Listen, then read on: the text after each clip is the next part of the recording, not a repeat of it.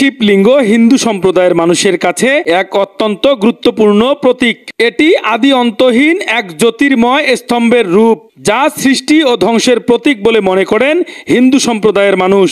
ব্রহ্মা ও বিষ্ণুর মধ্যে শ্রেষ্ঠত্ব নিয়ে বিবাদ চলাকালীন মহাদেব এই রূপ নিয়ে তাদের সামনে আবির্ভূত হন। এই জ্যোতির্লিঙ্গই বুঝিয়ে দেয় যে শিব হলেন আদি ও অন্তহীন, এমনটি মনে করেন হিন্দু সম্প্রদায়ের মানুষ। শিবলিঙ্গের মাধ্যমে শিবের নিষ্কল ব্রহ্মরূপের আরাধনা করেন তারা। ফাল্গুন মাসের তিথিতে মহাশিবরাত্রি ভক্তদের কাছে বিশেষভাবে তাৎপর্যপূর্ণ। ওম নমঃ শিবায়, ওম নমঃ শিবায়। শিব সত্য এবং সুন্দর। আমরা এখানে সত্য, সুন্দর ও কল্যাণময় সবার জীবনে বয়ে আনুক, এই উপলক্ষে আমরা এখানে তার আরাধনা করি। সকলের কৃপায় এখানে পূজিত হচ্ছে। সকল ভক্তবিন্দু এখানে সমবেত হয়। প্রতিদিনেই এখানে দান দক্ষিণা অন্য ধর্মের লোকও এখানে দান করে থাকেন। অন্য ধর্ম বলতে কোন কোন ধর্ম? বৌদ্ধ ধর্ম, খ্রিস্টান, সবাই এখানে দান করেন। এই শিবের পূজা আপনারা কবে কবে করেন?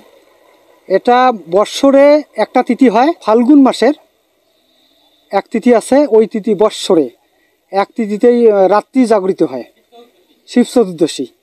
এবং প্রতি মাসেই একটা তার তিথি আছে শিব চতুর্দশী, ওই তিথিতে তাকে পূজা দেওয়া হয় এবং প্রতিদিনেই ফুল পুষ্প তাকে দেওয়া হয়। প্রতি বছরে যে শিবের পূজাটা হয়, বড় পূজাটা হয়, জি, সেই পূজা থেকে আপনারা শিব মন্দিরে অবস্থান করেন রাতে?